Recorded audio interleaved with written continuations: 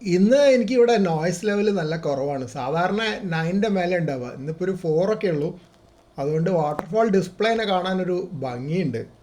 മറ്റത് full noise ആകുമ്പോൾ കാണാനൊരു രസം ഉണ്ടാവില്ല. ഇന്ന് രാവിലെയൊക്കെ 20 മീറ്ററൊക്കെ നോക്കിയപ്പോൾ ഫുൾ വൈറ്റ് നോയ്സ് ആണ്. കാണാൻ ഭയങ്കര വിഷമമായിരുന്നു. ഒരു സിഗ്നലും ഇല്ല, ഒന്നുമില്ല.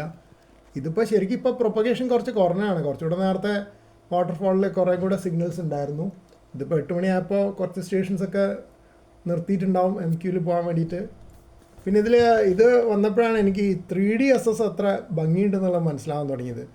മറ്റ് 3D SS ഞാൻ നോക്കുമ്പോൾ ഫുൾ ഇതേപോലെ നോയ്സേ ഉണ്ടാവുള്ളൂ.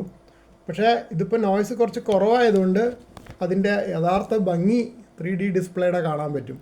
അത് കുറച്ച് RF ഗെയിൻ കുറയ്ക്കുകയും കൂടെ ചെയ്ത് കഴിഞ്ഞാൽ കുറച്ചുകൂടെ നന്നായിട്ട് വരും. നോയ്സ് കുറയുന്നത് കണ്ടില്ലേ RF ഗെയിൻ കുറയ്ക്കുമ്പോൾ. അപ്പോൾ ഇത് പിന്നോട്ട് പോകുന്നത് പഴയ സിഗ്നൽസാണ്, മുന്നിൽ കാണുന്നത് പുതിയ സിഗ്നൽസാണ്. അപ്പോൾ ഞാനിപ്പോൾ RF ഗെയിൻ കുറച്ചുകൊണ്ടിരിക്കുകയാണ്. RF ഗെയിൻ കുറയ്ക്കുമ്പോൾ അതിനനുസരിച്ചിട്ട് DB കൂടുന്നത് കാണാം. അതായത് അതിലും കുറവ് DB ഉള്ള സിഗ്നൽ പിക്കപ്പ് ചെയ്യില്ല എന്നാണ് അതിനർത്ഥം എന്നാണ് എനിക്ക് മനസ്സിലാവുന്നത്. കണ്ടില്ലേ, ഇപ്പോൾ നോയ്സിൻ്റെ ലെവൽ 20 dB ആയി.